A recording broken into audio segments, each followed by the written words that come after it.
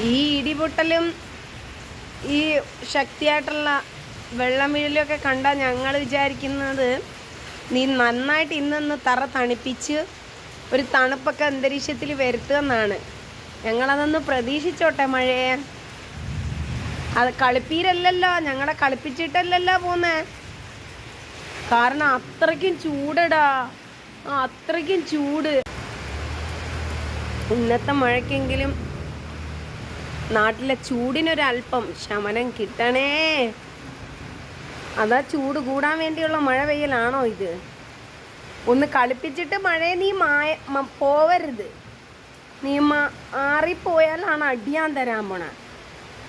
ഒന്ന് വെറുതെ വന്ന് ഭൂമി ഒന്ന് ചെറുതായിട്ട് നനച്ചുള്ള ചൂട് മുകളിലോട്ട് കയറ്റി മനുഷ്യരെല്ലാം ഇപ്പം ചൂട് കാരണം തീരാറായി.